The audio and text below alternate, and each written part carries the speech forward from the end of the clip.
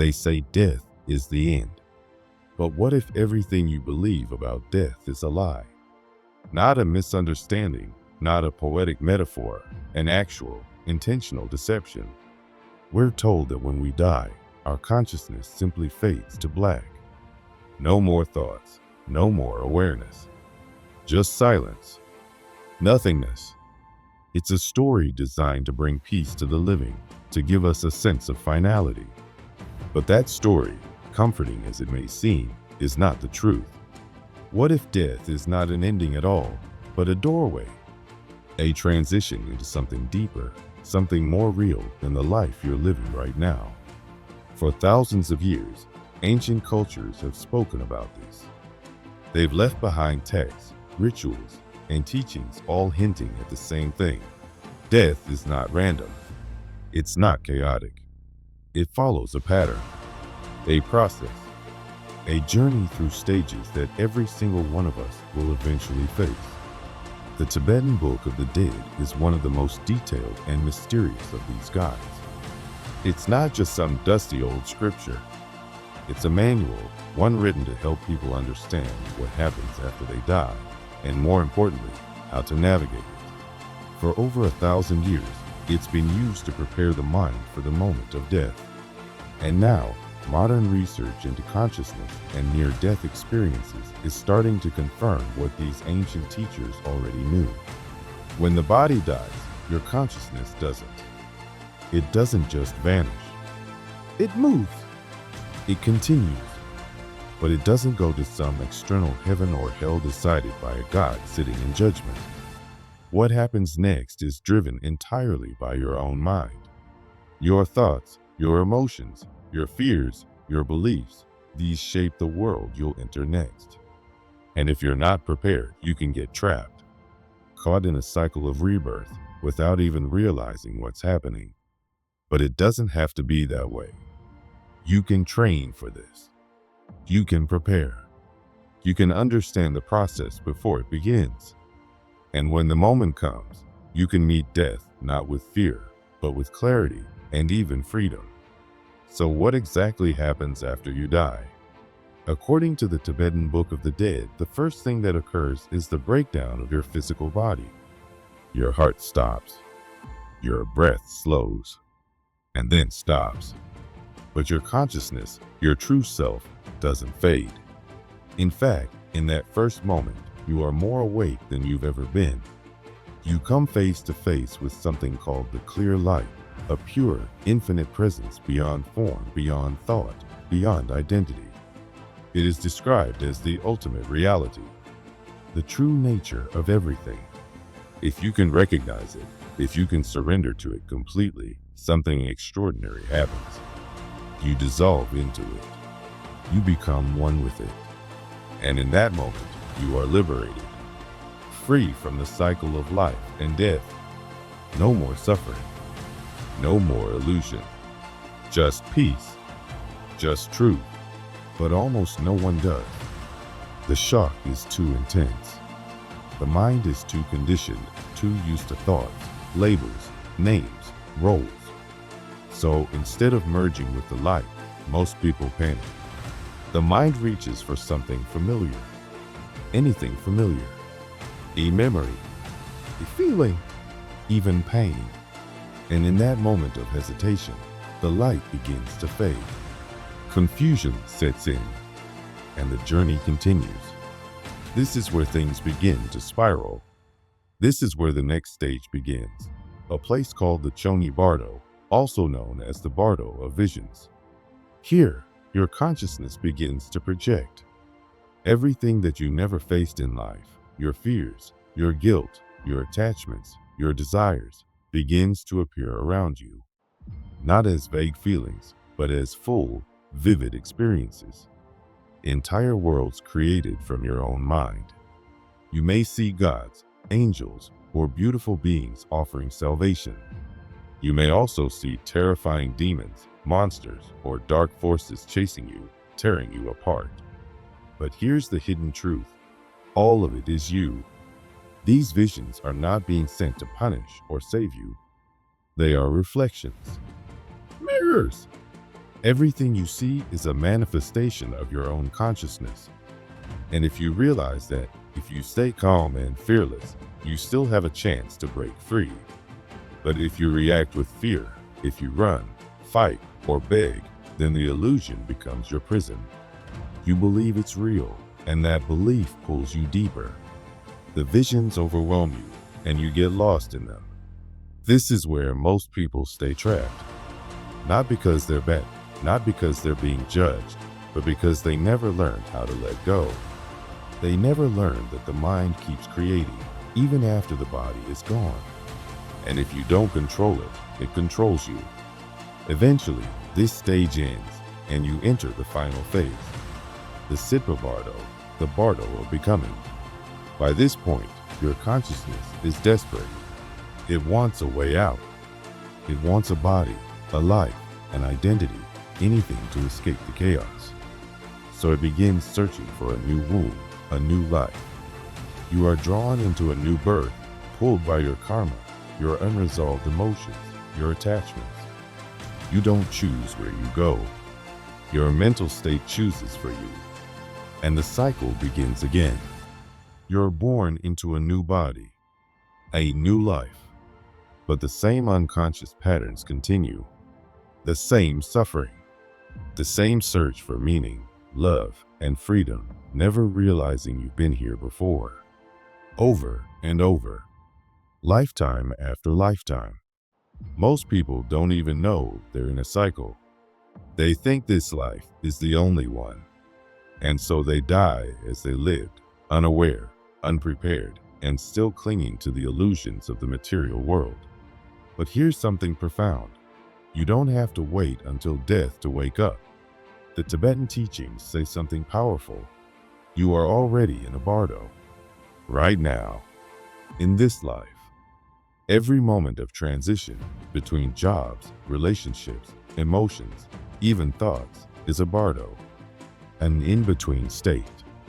And if you can learn to navigate these now in life, you can learn to navigate the transitions after death. You don't have to believe in reincarnation or mysticism to understand this. Just look at how your mind reacts to change. Look at how hard it clings to the past, how it fears the unknown, how it resists letting go. That's the same fear that will arise in death. And if you learn to face it now, you can begin to train yourself for the moment when it matters most. Death doesn't have to be terrifying. It can be liberating, but it takes awareness, practice, understanding. You don't need to become a monk, but you do need to become curious. Start paying attention. Learn how your mind works. Notice what scares you, what you avoid, what you cling to. Every insight you gain in life is a tool you'll carry with you into death. Because the truth is, the moment of death isn't peaceful or chaotic in the way most people imagine. It's something else entirely. It's a raw confrontation with reality. Everything you thought you would get stripped away. Your senses dissolve. Your internal world disappears. And yet, you're still there, floating, aware. If you've never explored who you are beyond your job, your name, your memories, this moment will be terrifying. But if you've practiced awareness, even a little, it can be the most beautiful moment of your existence. You don't need to have all the answers. You just need to wake up, even a little bit, because that awareness might be the thing that lets you recognize the light. That moment of recognition, that's everything. This isn't just about death. It's about how you live. Every moment matters. Every choice, every reaction, every moment of fear or clarity, it's all shaping your experience of death. And if you wait until the very end to think about these things, it may already be too late. So the question isn't just what will happen when you die. The real question is, how awake are you right now? What you are experiencing right now is not happening outside of you. It is a reflection of your own mind. Every fear you held, every desire you chased, every belief you clung to in life, These things are now shaping what you see and feel. After death, we don't enter a new world created by someone else. We enter the world created by ourselves. The mind, no longer held back by the body, begins to project everything it once carried. This is where most people get stuck. At first, what appears can seem beautiful. You might see bright, radiant lights. You may be surrounded by loving, celestial beings. They may look like angels or gods. Their presence feels calming, peaceful, and familiar, as if they are welcoming you home. This peace can be overwhelming in its beauty. Many feel a sense of comfort they never found in life. But what most people don't understand is this. These visions, no matter how beautiful or loving they seem, are still illusions. They are not real in the way you think. They are projections of your own consciousness, created from your desires, your hopes, your beliefs. If you believe these visions are real, if you reach for them, cling to them, or try to stay in that comfort, you become attached. And once you become attached, the cycle of illusion starts pulling you in. Slowly at first, then deeper and deeper. The peaceful visions begin to change. The light fades. The beauty warps into something darker. The same beings that look divine may now seem frightening. Their faces twist. Their voices grow loud. The warmth turns into something cold and unsettling. This is the moment most people panic. They try to run, but you can't run from what is inside you. These terrifying forms, these demons and monsters, are not here to hurt you. They are not external beings. They are parts of you. They are your fears, your anger, your pain, everything you suppressed or refused to face in life. And now, in this state where there is no distraction, they rise fully formed, impossible to ignore. The ancient Tibetan masters understood this deeply. They taught that the beautiful deities and the terrifying demons are not opposites. They are the same thing, viewed through different states of mind. The difference is not in the beings themselves, but in your reaction to them. If you remain calm, if you don't panic, if you see through the illusion, the terrifying forms will fade. The projections will dissolve. And what remains is clarity, freedom, and the possibility of liberation. But this is rare, because when fear takes over, the mind reacts. It grasps. It clings. It fights. And in doing so, it becomes more deeply entangled in the illusion. The more you try to escape, the more real it all becomes. The cycle strengthens. You fall further into the illusion without realizing it. The strange part of all this is that it doesn't feel like a dream or a hallucination. It feels more real than anything you've ever experienced. Without a physical body to ground you, your mind creates its own world, and in death, that world becomes everything. It's why so many see religious figures, ancestors, or scenes from their past. These are not real in the way we usually think. They are mental images, shaped by memory, culture, and belief. Your mind is reaching for something familiar to hold on to. It is trying to make sense of what is happening. But in doing so, it creates a false world, one that pulls you further away from what's real. If someone believed in heaven all their life, their mind may create it. If they feared hell, that fear may turn into something they must face. But none of it is coming from outside. It's all coming from within. This is the great power and danger of the mind. When it is no longer bound by the body, it becomes the creator of your reality. This is why spiritual training doesn't begin at death. It begins in life. Because in those critical moments after death, you won't have time to learn new lessons. You will only be able to use what you already know, what you have already practiced. If you spent your life avoiding fear, distracting yourself from pain, ignoring your inner self, then when this moment comes, you will be overwhelmed by the very things you refuse to face. But if you spent your life learning to calm your mind, to confront fear, to let go of desire, then this moment can be one of liberation. You will not be fooled by the illusions. You will see the visions for what they are, temporary, harmless projections. You will remain calm, and you will pass through them untouched. This is what the Tibetan Book of the Dead tries to teach. It was never written just for the dying. It was written for the living, to prepare us for the moment when the body falls away and only the mind remains. Because that moment will come for all of us. And when it does, the only thing that matters is how well you know your own mind. But the journey does not end with visions and fears. Beyond this stage is something deeper, the final pull into rebirth.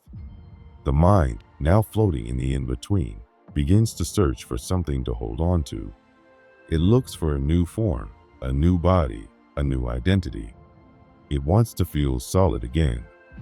This is not a conscious decision. It's not a peaceful reflection on what to do next. It's instinct, emotion, energy. Everything you did in life, every attachment, every action, created a momentum. That momentum now pulls you toward your next life. This stage is called the Sipabardo. It's the final phase before rebirth. Here, the mind starts to forget. The illusions are stronger than ever. You may feel like you have a body again. You may feel emotions, desire, fear, longing, just as you did in life. But it's still a projection. There is still no solid ground, no true reality, only mind. In this state, your consciousness begins to seek out a new place to be born. You are drawn to certain doorways, opportunities to enter into a new existence. These doorways are shaped by your karma.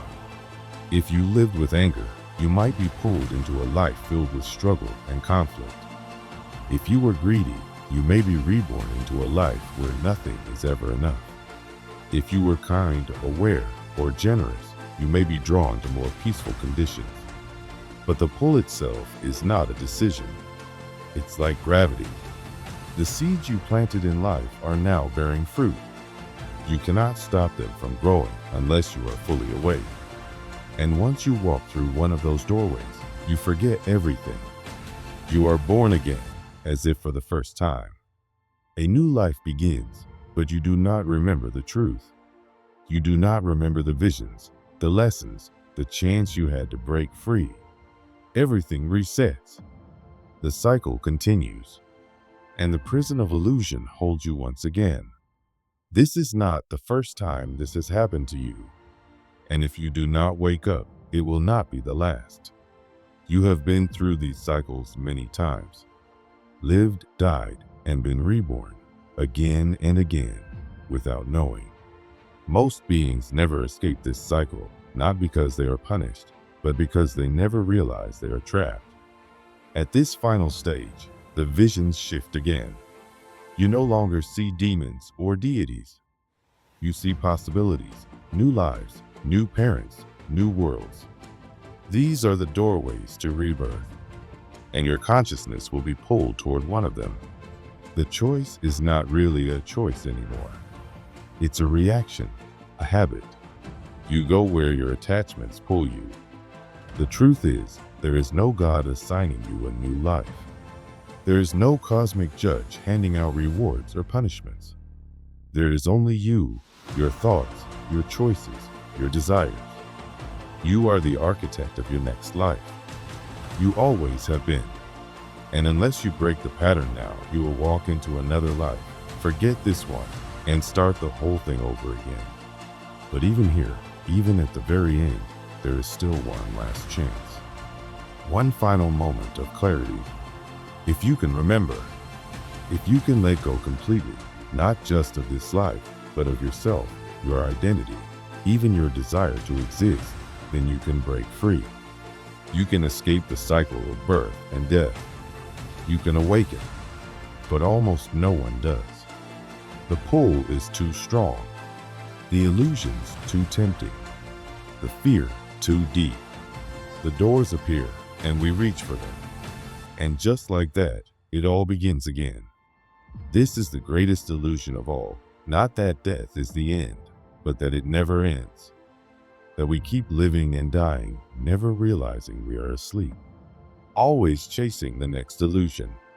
And now, as you read this, you must ask yourself, will you be one of the few who wakes up? Or will you fall again into the dream? Because if you don't awaken now, you already know what happens next. You've lived it before, and you will live it again. You don't have to die to enter a bardo. You're already in one. Every moment of uncertainty, every time your life shifts from one chapter to the next, you're experiencing exactly what ancient teachings describe as the state between death and rebirth. The only difference is that, in life, we think we're in control. We believe we're making choices, deciding where to go next, building our futures. But what if that's just another illusion? What if, just like after death, we're being pulled by forces we don't fully understand, by our past actions, by emotional attachments, by old patterns that follow us through every stage of our lives? The Tibetan Book of the Dead isn't only about what happens after we die. It's about the transitions we experience while we're still alive. The bardos it describes aren't far-off spiritual states. They're present in every moment of change. When you move from childhood to adulthood, from comfort to crisis, from clarity to confusion, you're in a bardo. These moments are like mini deaths. The old version of you fades, and a new one hasn't yet fully arrived. That in-between space, full of questions and fear and possibility, that's the bardo. Think about the moments in your life when everything fell apart. A breakup, the loss of someone you loved, getting fired, facing a diagnosis, the day your future stopped making sense. Those weren't just hardships. They were doorways. You were crossing from one state of being to another. But did you see it that way? Or did you try to cling to what felt safe and familiar, even if it was no longer right for you? That's the common reaction, not just in life, but in death too. In the teachings, it's said that after death, you're shown the clear light of awareness. If you recognize it and surrender, you're free. But most don't. Most people panic. They see illusions and believe them to be real. They get pulled into the same cycles all over again. And that's exactly what happens in life. When we enter a bardo, a transition, we often resist. We reach for distractions. We go back to old habits. We search for stability, even if it's an illusion. Instead of moving forward, we try to return to the past. But bardos don't exist to bring us back to what was. They exist to transform us. If we don't understand that, we stay stuck. We repeat the same patterns, live out the same emotional loops, and wonder why nothing ever changes. We spend our lives drifting from one bardo to the next without ever realizing we're being given chances to wake up. Most people die without ever having truly lived, not because they didn't breathe or age or work, but because they never broke free from the sleepwalking patterns of their own mind. The sad truth is that most people die in the middle of their bardos. Not physically, but emotionally and spiritually. They go through the motions of life, unconscious, reacting instead of creating.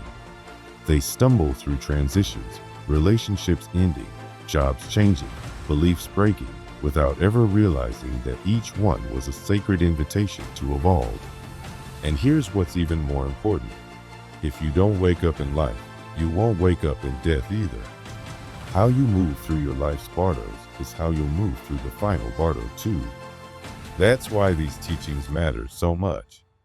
The Tibetan Book of the Dead isn't some mystical scripture reserved for monks or yogis.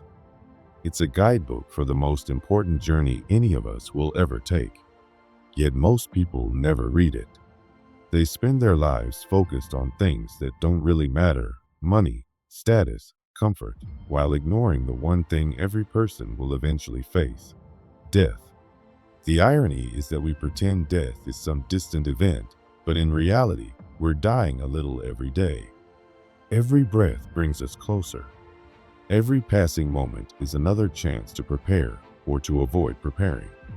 But the beautiful truth is this: you don't have to wait for your last breath to start preparing.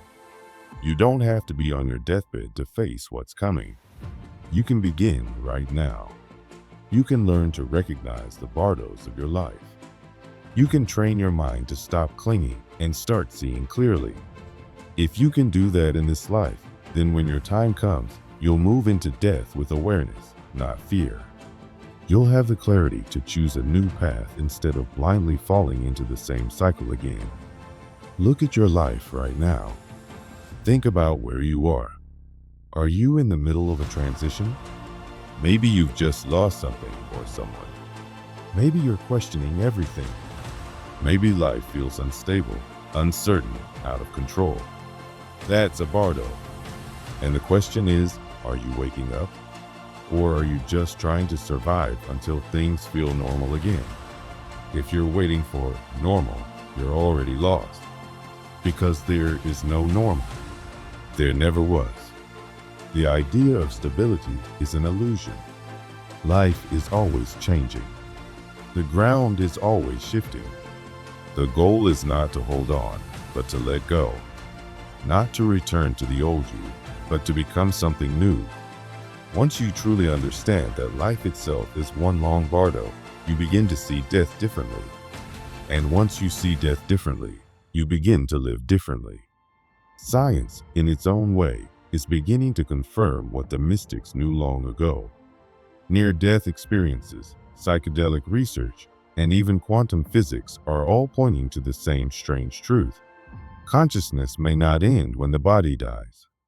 People who have been clinically dead and brought back often report the same experiences, floating above their bodies, seeing a bright light, feeling deep peace, encountering beings of light, and sometimes reviewing their entire lives in a flash. These stories are so consistent that they can't be ignored. Even more interesting, these experiences often reflect how the person was feeling during the moment. Those who surrendered to the process usually felt joy and clarity. Those who fought it often experienced chaos and fear. This directly aligns with the teachings of the Tibetan bardos. The mind creates the experience, just as it does in life. Those who resist suffer. Those who accept find peace. And it doesn't stop with near-death experiences. Psychedelics like DMT, psilocybin, and ketamine have been shown to induce states of consciousness almost identical to what the Tibetan texts describe. People report traveling through dimensions, encountering divine beings, experiencing ego death, and seeing the same mysterious light.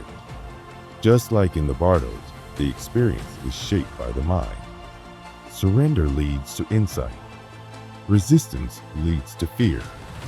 Even in the world of quantum physics, scientists are starting to question the old assumptions. The idea that consciousness is just a byproduct of the brain is being challenged. Some researchers suggest that consciousness might exist outside the body, in a quantum field. If that's true, then death might not be the end at all, just a shift, a movement, a continuation. Still, the mainstream view holds tight to the idea that death is final, that consciousness ends, that anything else is fantasy. Why? Because if we knew for sure that consciousness continues, that we are not these temporary bodies or identities, everything would change. We'd stop being afraid. We'd stop obeying systems designed to keep us small. We'd start living fully, deeply, and freely. That's why these teachings are so powerful. Not because they offer comfort, but because they offer truth. The Tibetan teachings don't just describe what happens after you die. They reveal the illusion of what you think life is. They show you that your fears, your ego, your entire sense of self are not permanent. They are projections of your mind, shaped by years of conditioning and belief. And now, modern science is starting to back that up. But you don't need a lab or a scientist to tell you what you already know. Deep down, you've always felt there's more to this life than the material world. You've always sensed that your awareness isn't confined to your brain. You've always known there's something beyond all of this. And that's the point. The teachings exist to remind you, to help you remember, to help you wake up before it's too late. Because the way you respond to life's transitions is the same way you'll respond to death. And if you want to be free, truly free, you have to start now. The bardos are not far away. You are living them every day. The question is, are you going to keep reacting, keep clinging, keep sleepwalking? Or will you recognize this moment for what it really is? A chance to awaken. What will you do with this knowledge? Will you ignore it, push it to the back of your mind, pretend it doesn't matter? Will you go on living as if this life is all there is, as if none of this will ever concern you? Or will you stop and let it sink in? Because once you really understand what death is, not just the fact that it happens, but what it means, you won't be able to look at life the same way again. If any of this is true, then the way you are living right now is already shaping what will happen when you die. Every decision you make, every habit you hold on to, every pattern of thought is reinforcing something deep inside you. And that something is either setting you up for freedom or locking you into another round of existence. If death is a doorway, a test, a moment where your awareness is everything, then the only way to truly face it is to prepare before it comes. The biggest mistake most people make is assuming they can figure it all out later. That somehow, in the final moments, they'll have clarity, wisdom, or peace. But if you've spent your whole life running from truth, avoiding discomfort, and distracting yourself with noise, what makes you think you'll suddenly be calm and ready when it matters most? The truth is, the way you deal with death will reflect how you've dealt with life. If you're used to numbing, avoiding, and resisting, you will meet death the same way. Death isn't some separate, strange experience that shows up out of nowhere. It's connected to everything you're doing right now. The way you respond to change, to loss, to fear, those are all many versions of death. And how you meet those moments says everything about how you'll meet the final one. The sooner you understand that, the sooner you can start getting ready, not with fear, but with clarity. So the question becomes, how do you get ready for something like that? How do you train for death while you're still alive? The answer is simpler than you might think, but it's not easy. It starts with understanding your own mind. It begins by noticing how much of your life is spent reacting, caught up in emotions, lost in thoughts, driven by desire or fear. Every day, your mind is pulling you into stories, distractions, illusions. And most people never stop to question any of it. But if you start observing, really watching your own mind, you'll begin to see just how many illusions you've been trapped in. Thoughts that seem so urgent are actually fleeting. Emotions that feel overwhelming are always changing. And desires that push you to act often leave you feeling empty. When you start to see through these illusions in life, you're preparing for the illusions that will come in death. Because those same distractions, emotions, and thoughts will show up then too, only more powerfully. And if you've never trained yourself to see through them, they will pull you right back in. That's why, in traditions like Tibetan Buddhism, meditation wasn't just a nice thing to do, it was essential. It was survival training. They understood that in the moment of death, everything you know will fall away.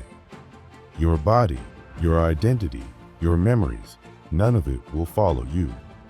And when that moment comes, the only thing that will matter is your state of mind. Are you aware? Are you calm?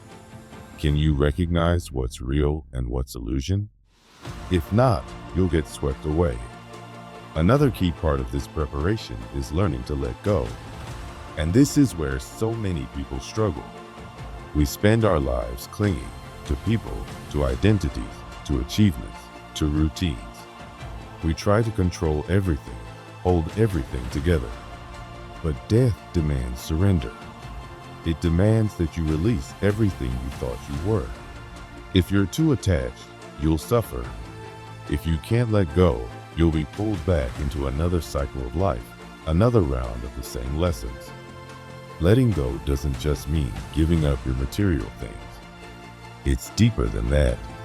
It's about loosening your grip on your ego, on your need to be right, on your fear of the unknown. It means learning to trust that you don't have to control everything. And the more you practice that now, the more natural it will feel when the moment comes. Surrender is not weakness, it's strength. It's the kind of strength that can carry you through the transition instead of keeping you stuck in it. Most people live their whole lives asleep, not because they're lazy or careless, but because they've never been taught how to be awake. They go through the motions. They follow the rules. They chase what everyone else is chasing without ever stopping to ask, is this even real? Is this even mine? That unconscious way of living doesn't just affect your time here, it shapes what happens next. If you meet death without awareness, you'll be dragged along by whatever your mind is most used to. And if your mind is used to fear, or craving, or confusion, that's where you'll stay. But there's another way. You can start waking up now. You can begin noticing how your mind works, how it gets caught, and how to step back from the chaos. You can practice stillness, presence, awareness. And every time you do, you're building something. You're strengthening the part of you that can stay calm when everything else falls apart. That calm, clear presence is what can carry you through death like stepping through a doorway instead of falling into a trap. This isn't just about dying better. It's about living better. Because the more aware you become, the less power fear has over you. The less you're controlled by anxiety, by craving, by the endless need to prove something. You start to feel a kind of freedom that most people never touch, not because life becomes easier, but because you're no longer enslaved by your thoughts and reactions. You become the observer, not the puppet. And when your time comes, you won't be caught off guard. You'll recognize the signs. You'll remember what you've practiced. And instead of panicking or falling into confusion, you'll move forward with clarity. That's what all these ancient teachings were pointing to, not a belief system or a religion, but a state of mind, a way of being, a path to freedom, not just after death, but right here, right now. But most people won't take that path. They'll keep pretending death is far away. They'll stay busy, distracted, entertained. And when death finally comes, they'll be at its mercy. They'll go wherever their untrained mind pulls them, into fear, into clinging, into another loop of the same lessons. Not because they were bad people, but because they were unprepared. But you're not like most people. You're hearing this now, which means you've already started to wake up. And now you have a choice. You can ignore this and go back to sleep, or you can start preparing, not out of fear, but out of love. Love for your own freedom. Love for the truth.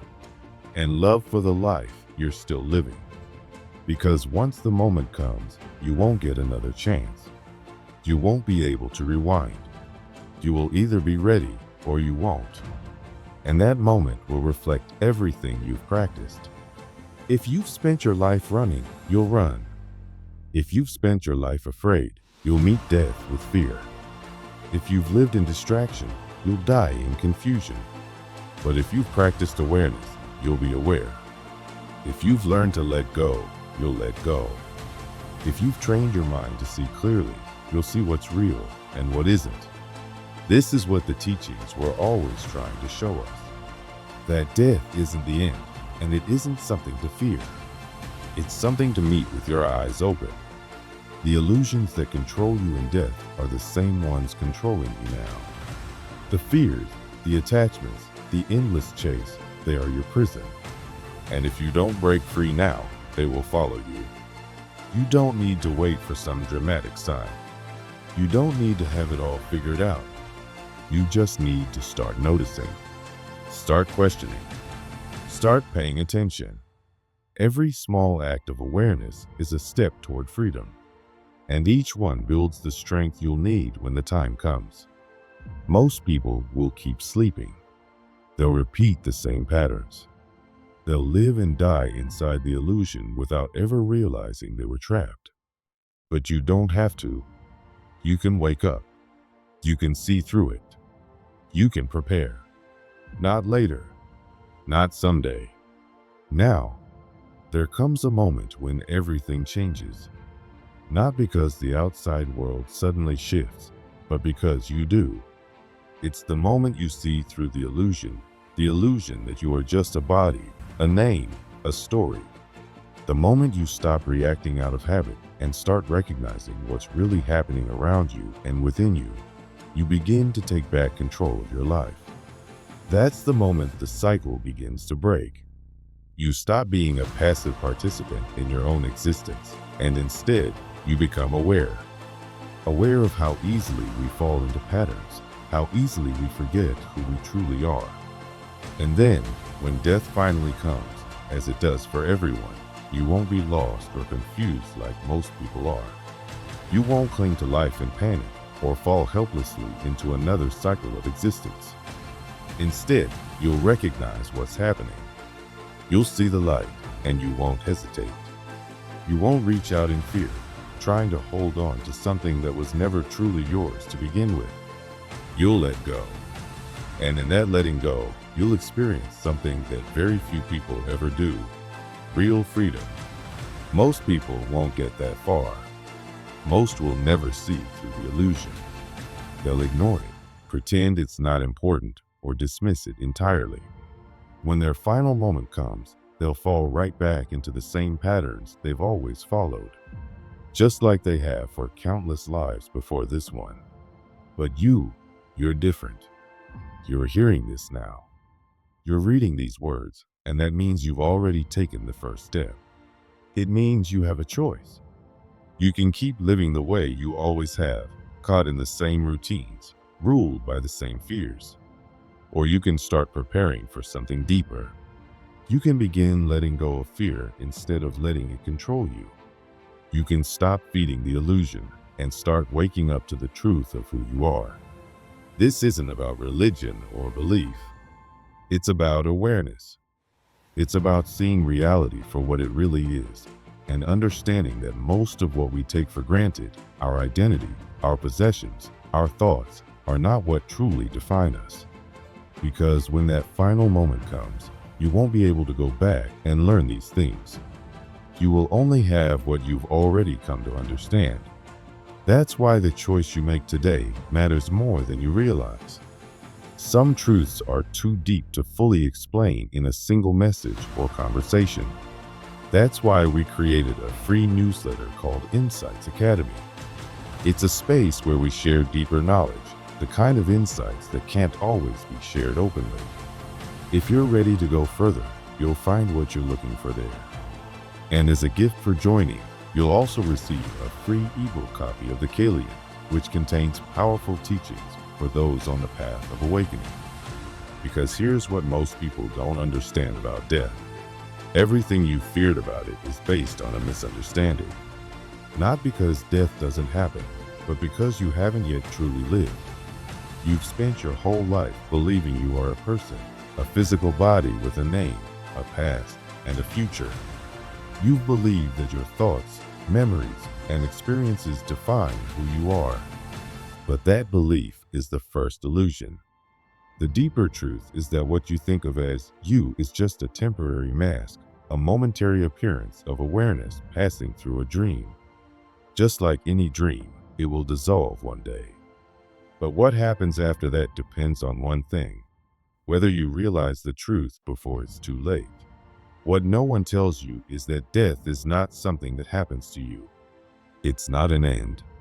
It's not a punishment. And it's not even a release. It's a transition, a change in perception. The only reason death seems terrifying is because you've spent your life attached to an identity that was never real to begin with. You've believed in the illusion of self, the illusion that what you see, hear, and think makes up the real you. But when death comes, it doesn't take anything away from you. It simply reveals what's always been there. The question is, will you recognize it when it happens? Or will you resist it like most people do? Will you try to hold on, to cling, to grasp at what's slipping away? If you do, the cycle will continue. You'll fall back into another life, another dream, never realizing you were dreaming the whole time. The Tibetan masters knew this. That's why they wrote texts like the Book of the Dead, not to offer comfort, but to prepare people for the only moment that truly matters. The moment when all illusions fall away. If you've trained your mind while you're still alive, if you've practiced awareness and seen through the deception, then that moment becomes your liberation. But if you haven't, then that moment can become a nightmare. A moment of confusion, fear, and desperate clinging. And by then, it's already too late. Most people will never escape this cycle. They live in fear of death, pretending it's some distant event that doesn't concern them. But when it comes, they face it just as they've lived, unprepared, unaware, and lost in illusions. They don't recognize the signs, and they react to what they see instead of understanding it. They get pulled into the next life, back into the same patterns, the same stories, over and over again. But that doesn't have to be you, because now you know the truth. Now you can see through the illusion. You are not your body. You are not your name. You are not your memories, or your thoughts, or your past. You are the awareness that experiences all those things. You are the thing behind the mask, the watcher, not the actor. And once you really understand that, not just as an idea, but as a lived reality, then death loses all its power over you. Because what dies was never really you. That's the final test, the final realization, the one thing that separates those who break free from those who remain trapped. The illusion is strong.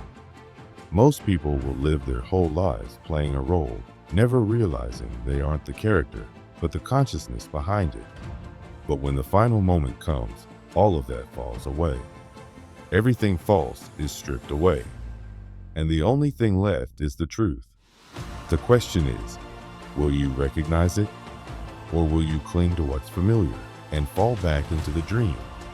That's what most people do. They spend their whole lives building an identity, a story, a set of beliefs. But none of that will follow them into death. None of that will save them. The only thing that will matter in that moment is whether or not they saw through the illusion.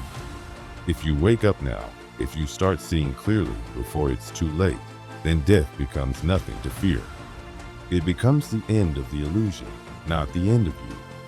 But if you're not ready, if you haven't prepared, then in that moment, you'll fall into the same pattern as before. You'll grasp. You'll fear. You'll fall. The same karmic forces that shaped your past lives will shape the next one. And the cycle will begin again. That's the real danger. Not that you will die, but that you will return without remembering any of this. That you will wake up in a new life with no memory of the truth you once glimpsed. That you will repeat the same mistakes again and again and again. Unless you wake up now. Unless you see through the illusion before it's too late, you will continue the cycle. This is the choice you face. You can keep living the way you always have, avoiding the truth, pretending that death is far away. Or you can start preparing now. You can start waking up. Start breaking the illusions that have held you captive for lifetimes. You can begin to live with clarity, with presence, with freedom. Because when that final moment comes, you won't have time to learn anything new. You'll only have what you've already cultivated. And most people, they'll forget this message as soon as they finish reading. They'll go back to their distractions, their routines, their fears. And when the time comes, they'll be just as unprepared as if they've never heard it at all. But you are different. You're still here. You've made it this far. And that means something. It means you're ready to question everything. Ready to stop living in fear. Ready to wake up, not just when you die, but while you're still alive. Because if you can wake up now, you'll be able to wake up when it matters most. And if you can do that, you can break the cycle forever. This life is a dream. One day, whether you're ready or not, you will wake up. The only question is, will you realize it before it's too late? If this resonates with you, let us know by commenting. I understood it.